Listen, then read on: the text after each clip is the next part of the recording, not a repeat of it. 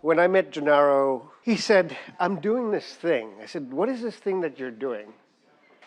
And he said, I want to find a solution that we can cure people globally. I said, well, isn't that being done by the pharma companies? Don't we have medicines for that? And he said something very interesting. Yes, we do, and no, we don't.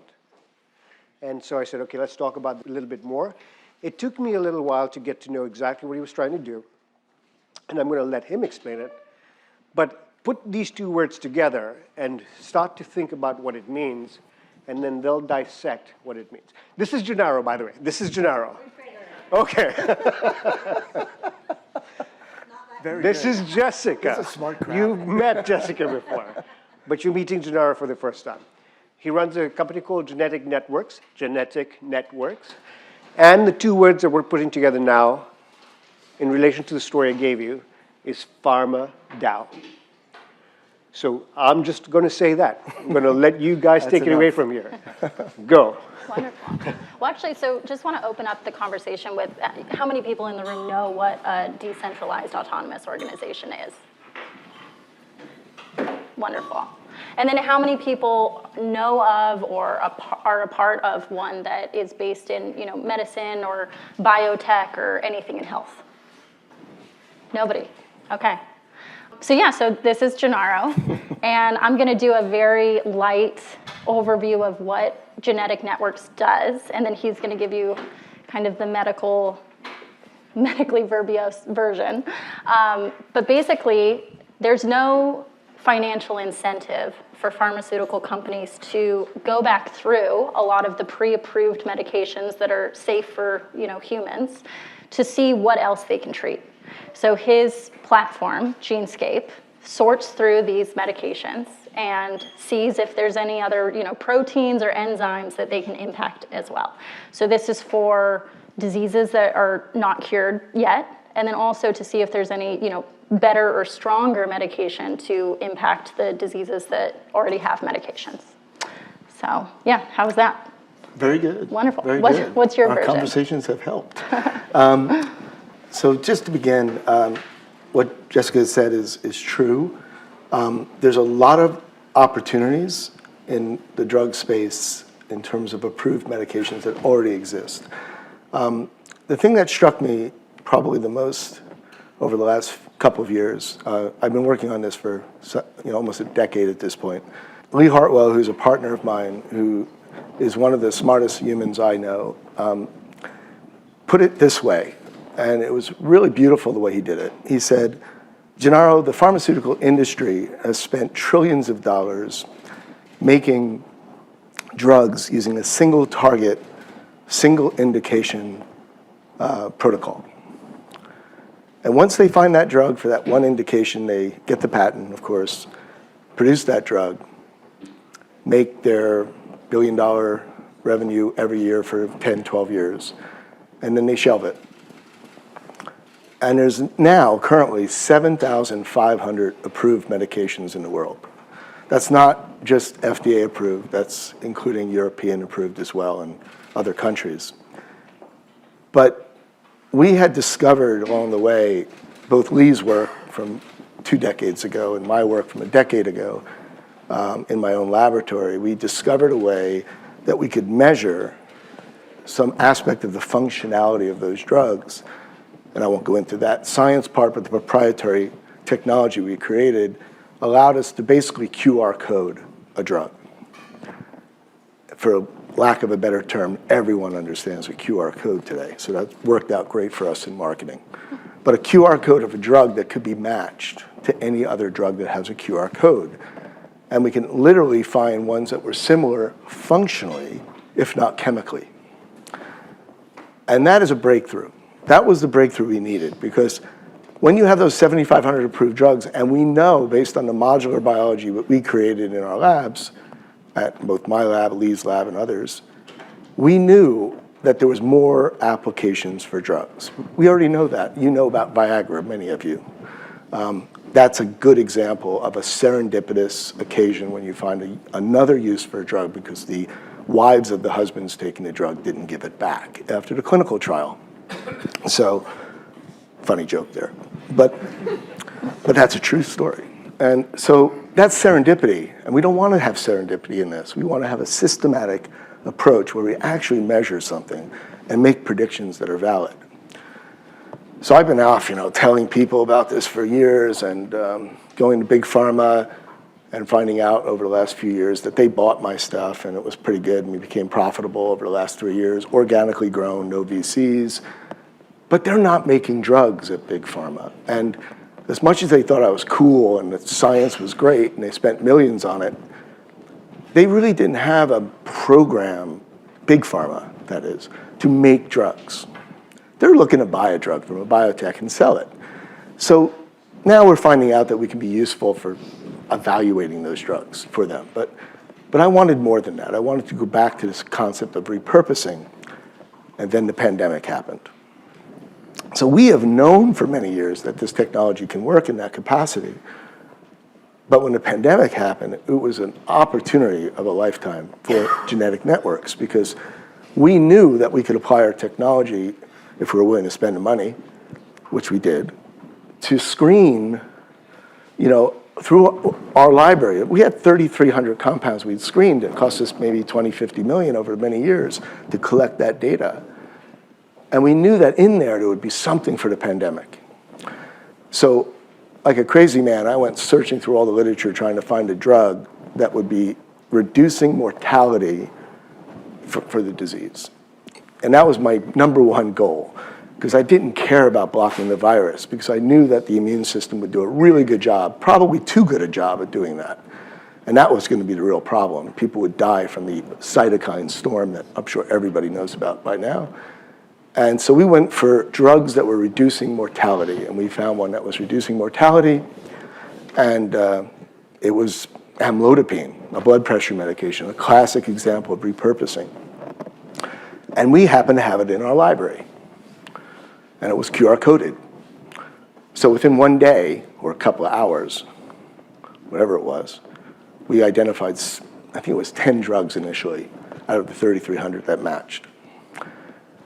And I had this crazy notion that when I looked at it and the science behind it, I knew what was going on. I knew the mechanism of action. I knew what these drugs were doing.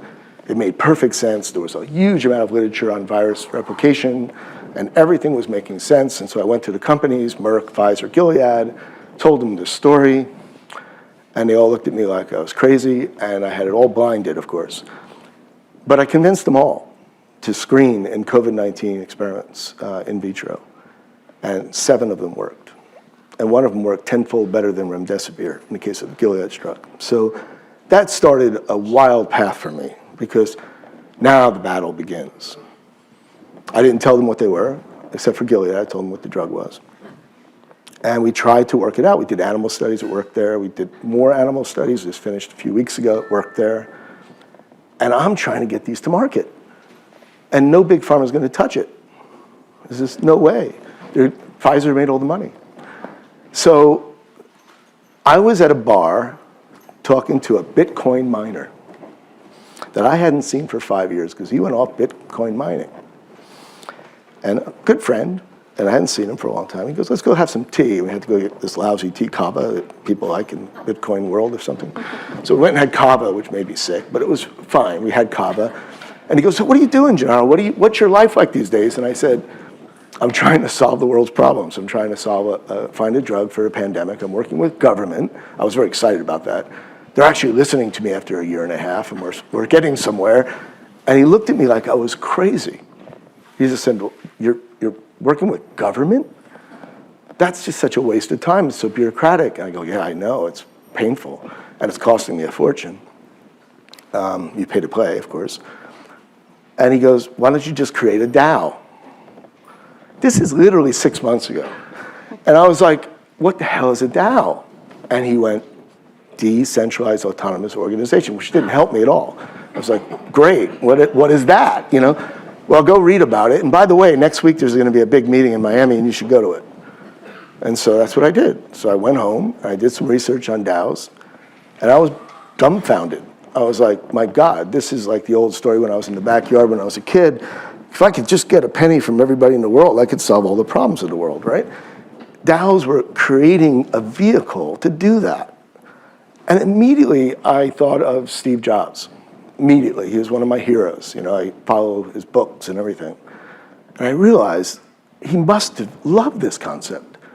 So I searched out an interview, and I suggest all of you watch his interview when he was 25 years old after he IPO'd Apple. And it wasn't the great speech at Stanford. It was him just talking in an interview just like this. And I was so blown away by it because he talked about decentralization in that interview. And he said the driver was not money, which I believe it was not. It was about decentralizing the computer for all people. That was it. That was his mission. He thought it was democratizing the computer. And I just flipped out. I went, oh my God, he'd be in DAOs too if he was alive. So I knew right then I had to start a DAO, but I thought the pharmaceutical industry is perfect for a DAO. And I'm going to tell you guys why. And you can stop me at any moment if you want, but this is... Well, actually, real quick, may I? Yeah, please. When you first heard of, DAO, I mean, obviously we just got your origin story of all that. Did you immediately think, I'm going to kind of fuck up the system? Like, this is what I'm going to use to do it? No. Okay. Because we're not changing big pharma. You know, big pharma exists. I want to help them. I actually want to... They're not the evil being that we think they are. They're just doing their business. You know, we're all business people here. They have a great business model. It works. It's almost evolving in a way that it's out of their control. The more expensive it becomes for them to make drugs, the better, because they can justify higher costs for the drug. So it's a self-perpetual system that just goes. That's not going to change. What I'm talking about is something completely revolutionary. It's totally different. Decentralization of pharmaceuticals so that anybody who needs a drug, no matter what it is, just as simple as aspirin, we could figure out where aspirin could be used to cure something that someone's suffering from and then make it available to everybody in the world and have the entire world owning that. So completely new system. Yeah, Yeah, totally new. bypassing- The DAO is a new system. And my biggest concern about DAOs at the time was, I don't think it's good for everything.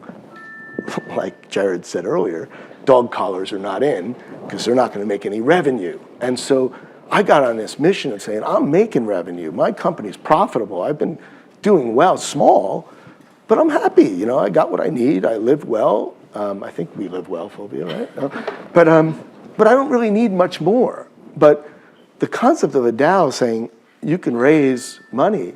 So the first thing I went to was the conference, right? And I met Peter Gurr, who is my partner now in Web3, and I advise all of you to take a look at his stuff, token, his WISE token, which is kind of a nice name, WISE. And I met him, the first person I met in Web3 was Peter. And he listened to my story and he went, that's amazing. That's like perfect for a DAO. And I could raise you $500 million in 50 days. And I looked at him like he was crazy. And then he goes, well, look, I did it already. And he opened up his computer and he showed me a liquidity pool on Uniswap of $500 million. It's not $500 million today because of everything that happened, but it was $500 million when I went into my first Web3 meeting and my eyes just went, whoa, how did you do that? And I sat with him for a while and he explained how he did his launch and it was fair and he was asset backing it. And no one knows this guy because he's not VC backed. And he's got 7,700 token holders in his DAO, and he got it in 50 days. The largest token holder has $2 million. It was a $500 million liquidity pool. And I went, that's how we're going to do this. And he goes, with a Nobel Prize winner and your kind of revenue, this is a grand slam. So I said, well, you sound really smart, but I'm going to go check everybody else in the meeting. I went through everybody else in the meeting, went back to Peter and said, you're the guy. But then it went 3 months later until I could get to a point where I could get him really involved. Because he's a Web3 developer, man. Everybody wants Web3 developers these days. But now he's gone as a partner, a full-fledged partner. So this is going to, in my mind, really change everything. It's going to ultimately, I'm talking, you got to remember, I come from academic circles. So I know all the non-for-profits. I actually started a company called Iomics Pathways Initiative for the same reason, before DAOs existed, to screen 5,000 genes and 10,000 drugs. Never happened. Cost too much money, couldn't raise it. But I met a lot of non-for-profit organizations that want treatments for their illnesses for their clients, and now they all want to be part of the DAO. Why not? We don't want money, Gennaro. We just want to be part of the DAO. And that's an amazing group of people that want cures, treatments. They're not looking for money. They're looking for treatments. It's much more valuable than money. That was one of the things we were first going to say, right? Yeah. We all talk about wealth, and we all talk about where we live, and we all talk about our family relationships. But what's the number one thing that everybody here in this room wants? Health. Yeah. That's the highest priority. And this is where we're not really doing a good job. We're relying on the big pharmas to save us from the pandemic. Not a good choice. So. And I think one thing that we've all definitely taken away from all the conversations here is that Web3 is about community. So I know that you haven't launched yet, but what because this is, the first, health-based DAO, Pharma DAO, what are you doing, or what are the people in your circle doing to build that community to make sure that your vision is, seen? Yeah, so that's really important because as many of you probably don't know, academics tend to live in very isolated ways. We're scientists, right? I'm a true scientist. I'm not a CEO. I'm a rare bird. I'm a CEO founder, but I'm a scientist, right? That's very unusual. Tenured professor at a university and switched over. Like, that doesn't happen. They're too stable. They don't lose their jobs, so they just stay there. But I took a chance, and it worked pretty well. But what I've learned that you need marketing. You need to get the word out. And I was fortunate enough, and this is just one example, I need a crypto partner. Hey, anybody listening here? But crypto was it, right? Because it's something I didn't know at all 6 months ago. So I got Peter, and Peter's terrific, and he's one of the partners in crypto for sure. I'm not leaving that guy's side because he's the most reliable, moral person I've ever met. But we need more because it's decentralized. It's not like it's an ego thing. It's who can you get who's the best? So right now, I've got connections to Ryan Breslow from Bolt, who's now, and not because he just was a guy with money floating around, he was a guy who was starting a Pharma DAO. He called it Pharma DAO, kind of. It's Love DAO, Love Health. It's his company he formed, 14 people in it. And he's in Miami, luckily. He just moved there about 18 months ago. We met. And I said, what are you trying to do? And he goes, well, I want to build a treasury for clinical trials. And I went, well, that's perfect, because I was thinking of just going to CROs for my clinical trials. If you could figure out a way to make a DAO to collect a bunch of money in a treasury to support the clinical studies, I'm in. We can marry all that together in an ecosystem. And then I met a guy making drugs, third generation Greek family making generic drugs. So everything started to come together. I'm thinking, a DAO, it could be whatever you want it to be, and you can basically decentralize whatever you need to. But it really comes down to treasury supporting the different elements needed to make drugs without the heavy infrastructure of a big pharma, because everybody knows the big pharmas spend gazillions of dollars on their buildings and their people, and they don't do any drug discovery, really. So this is different. This is like outsource what you need, be super lean. Blockchain is the way to go. There's no cost really to running that part of it. Peter can do that with his eyes closed, and then get these marketing people. So Ryan Breslow is my hope, and he said I can mention his name today. J.R. Ron did an IPO on a biotech company, which is the other partner in this, and Ryan has been terrific. I really like he's a kid, right? Like 28 years old, but he's like super smart IT guy, super dedicated to doing good things in the world, wants to heal people any way possible. It's a great marriage. He's like, he could be my kid, right? Like, so it's kind of cool. And now I'm also going to talk to people from FTX. And so I got access to Sam, I think. And so I think he'd be a good person as well to get involved. So I think this could be very big. And it's not about me or anybody around me. It's not about Genetic Networks. It's about solving problems, solving big ones that we're going to face in about, my guess, 5, 10 years from now, we're going to get hit with another pandemic of some kind, and we're not going to be ready for it unless we do something right now. Yeah. Do you worry that, I mean, I know when I think of the big pharma. It's kind of scary. Do you worry that they're going to find out what you're doing and try to stop it? No, I call them on a regular basis, asking them what a DAO is, and they always say they don't know, so it's good. Great. I don't really think they're going to be attacking me, because that would be foolish, first of all, PR-wise. But it's not in their world. It just isn't. They just don't. There's no real. I'll be honest. It's not easy for me to repurpose a drug, right? Like, it's not going to be like, oh, Gennaro, you got the machine. You're going to just pull out 10 of these drugs next week. No, one drug would satisfy the sustainability of the DAO forever. That's been proven. Cystic fibrosis, just read about it. That's a good example of one drug making a foundation last forever. So a DAO could just get one drug and be done. So yeah, I'm not going to do it 10, 15, 20 times necessarily. I'm not going to guarantee that. So pharma knows that. Pharma knows how hard it is to get a drug to market. The only reason they're not in the space is because it's not going to make billions of dollars of revenue.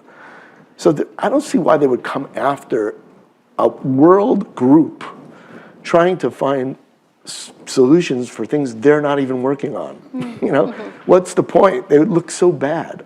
So I don't think that's a problem. I really don't. People say I'm going to have a target on my back. I don't really think so, because I know them. They're my clients. I work with them. They're going to want my information, right? We forgot something very important here. If I screen 7,500 approved medications, I have the information, or the DAO could potentially have the information for all those drugs that could help big pharma make better new ones. And they're going to want to compare their drug screens, which will be revenue for the DAO. And that's another thing we don't want to forget here. If you're building a DAO, please tell me how you're going to get revenue to sustain it, because that's something I'm missing from most DAOs I've seen, and that's why they collapse.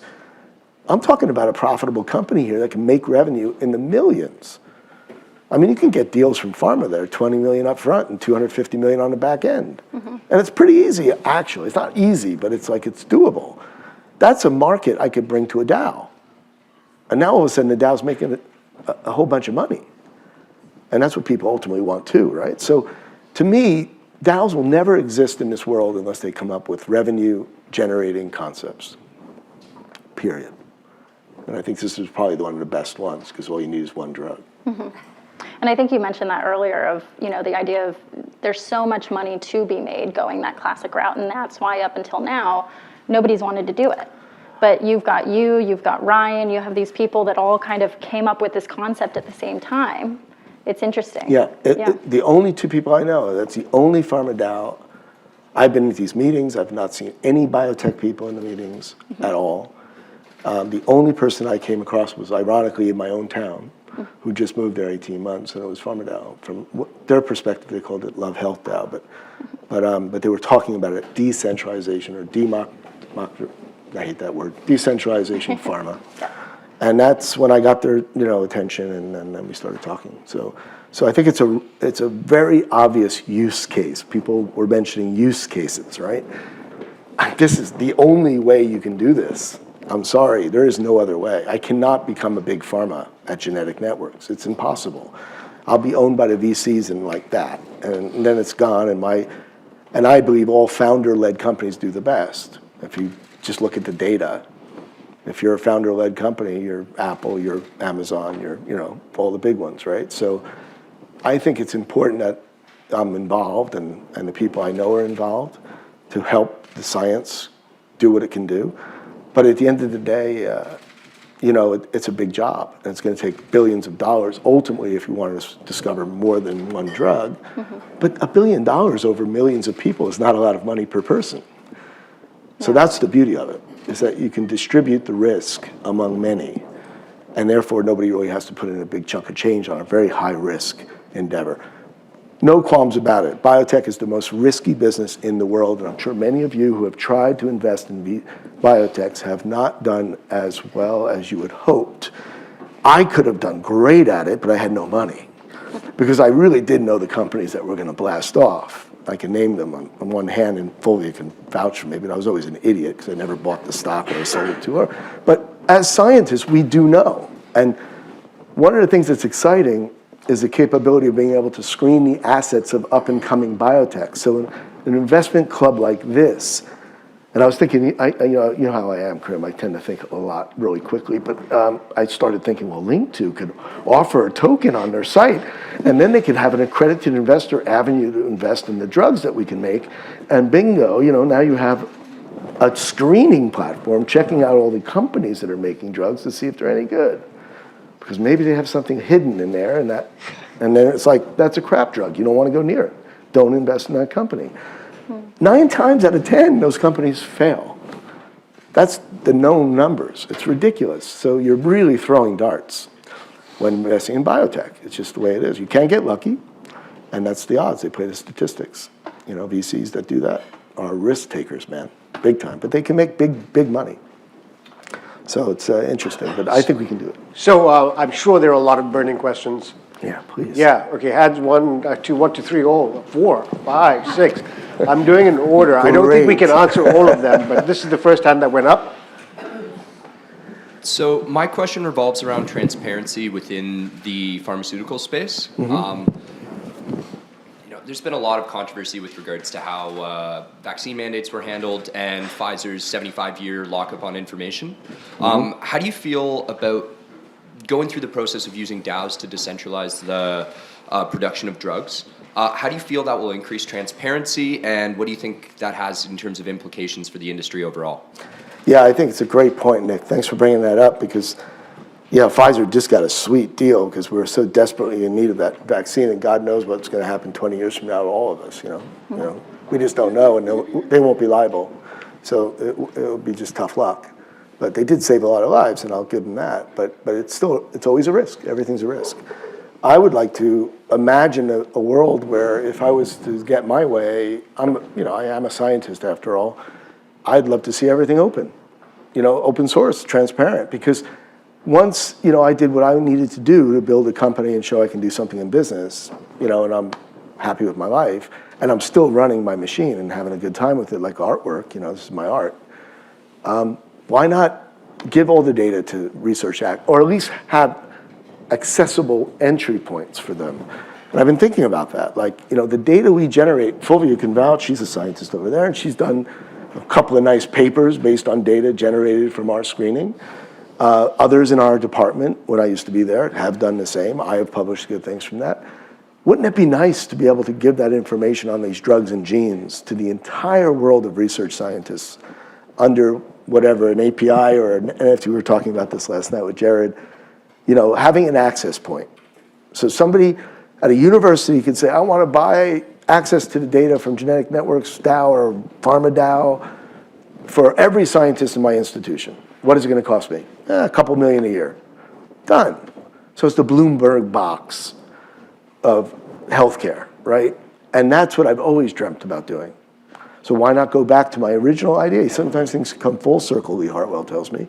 So Iomics Pathways Initiative was a non-for-profit with the idea of solving 5,000 genetic diseases by screening 10,000 drugs and 10,000 genes and allowing that data to be available to all research scientists throughout the world. And I went to Phil Frost and a couple other people that were high wealth, and they said, great idea, you should start a company. So I said, let's start a company. Next question up here with Harish. Yeah. So the big pharma, is quite intransigent towards, any solutions to reducing their costs, and especially the biggest cost is clinical trials, right? Yes.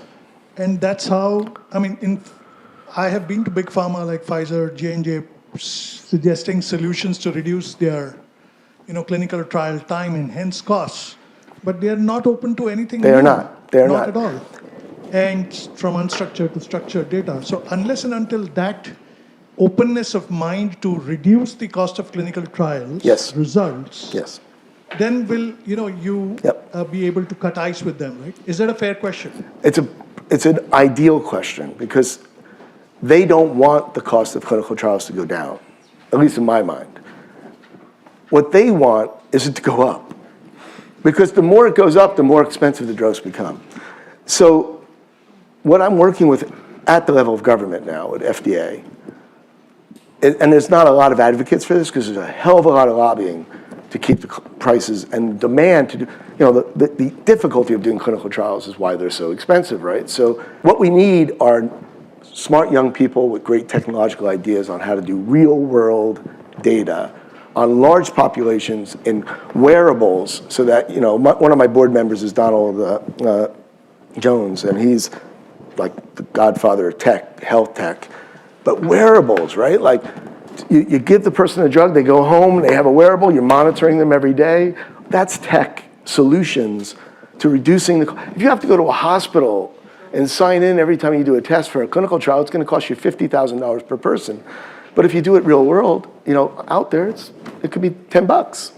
So that's where things have to change, for sure. And it will, I think. Go ahead. Gennaro, I'm a chemist by training. Yes, so, you told me that. Yeah. So definitely what you said resonated with me. And I just wonder your screening method. Mm-hmm. Have you ever looked into those mixing of herbal medicine, proven one? Yeah, no, you're right on the money. From the very beginning, we've screened nutraceuticals, we've screened cannabis, we've screened everything. Like anything that's biologically active is not off limits. So the beauty of the system is something very underappreciated by most people, and I'll make you all laugh. Now, we use yeast. Yeast is the answer, right? Because it's gotten 4 Nobel Prizes. It's absolutely human-like, and we screen yeast because it's stable. It's like a little computer, and it gives us the readout we need. And we worked very hard to get the data out of those things that's solid and reliable. It took years to figure that out. But it's incredibly powerful. And so you can put anything that's biologically active on a yeast cell, and it will respond to that agent. But not always, but when you manipulate the yeast cell by deleting every single gene one at a time, you always get a response. And that's measurable for 6,000 genes. So it's a very high resolution picture, if you will, or signature, or fingerprint, whatever you want to use, QR code, of that drug. And it's matchable, and it's reliable. So that's the key. That's what makes this possible. Outcome? What's the outcome? The outcome, yeah. It allows you to have something you can measure for that drug that's actually a functional measurement. That's really important. Hey, Jared, and then there's one more question in the back. So hopefully 2 really quick questions. One, Sorry. wouldn't this be additional revenue for the drug companies? Wouldn't they be incredibly happy? If you find a new purpose for a drug, they're going to sell a lot more of that because they still have it, correct? That's still there? It's a nice idea, but they only get an extension on the patent of about 3 years. So here's what I really think. If we created a DAO and we found a new purpose for a drug, the weight would be on us to figure out if we could do a combination, a new formulation, or a new delivery system. New delivery systems are coming into play now, thanks to Don Jones, who did it first, with Teva, where now you can couple a generic drug, aspirin, with another biomarker tool, which is sold with the drug. That's a new patent. So there's ways to patent things that never existed before because of technology. That's where we can sell it back to a big pharma. Because once you go to a big pharma and say, did all the work, we have the drug, we have the delivery system, it's a new patent, you want it? What are they going to say? Yes. Right. So I had Because no we idea market that and distribute movies. So I had no idea that my 2 questions were that connected. The second one was, how does that affect patents? So I wasn't sure about how long they expire and that. So Yeah, that was the other part I was it's an curious about. extension, but it's not like a new patent. Yeah.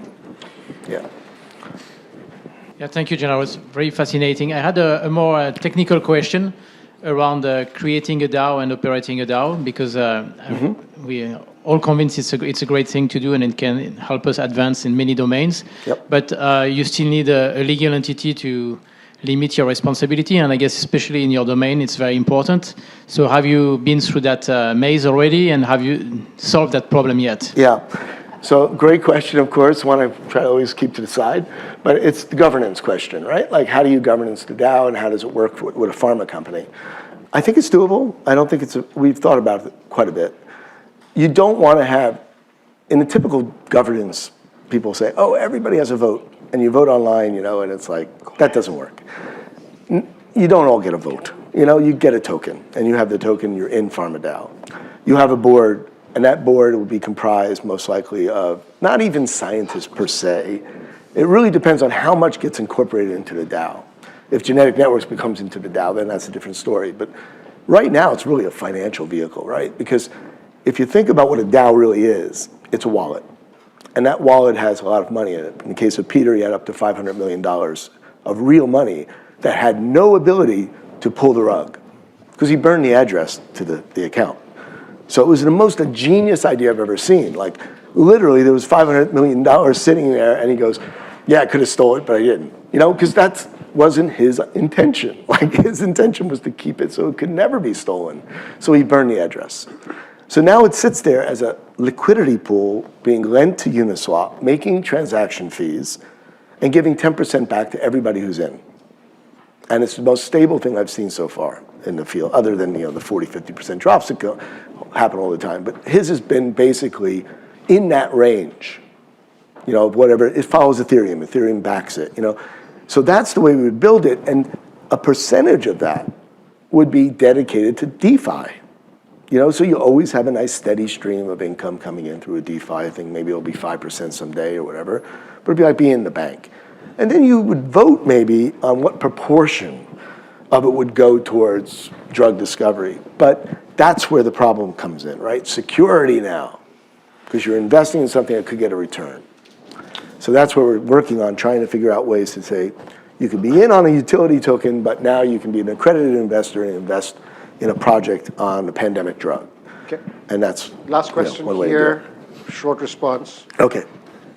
Short question too, I think, because we talked a little bit about this before you gave your talk. I mean, the altruism is wonderful. The idea, I think, is viable. My one question is, you're doing this and setting up the organization to develop and market the drugs in the U.S., which is the most intransigent regulatory environment you could, but you don't have any particular jurisdictional reason why you would do that. So why here? Why not the EU or Australia or someplace that's Absolutely. friendlier? This will be a global effort. There's no question. It's just that I live in America and I live in Miami, so you know that's where I started, right? And I'm working with government and trying to get them involved in the DAO, which is challenging to say the least. But I think I have a shot at it. But you know, only I could do that. I think just like push, push, push. But I think yes, absolutely. EU, Asia, it's all possible. I mean, I need Tachi Yamada really well. So. We're good. Yeah. How possible everywhere, starting at home. All right, sorry. Let's go. All right, Thank you so much. All right, we'll get a picture. Let's wish him success, because curing illnesses in all the world is necessary and important, right? Thank you.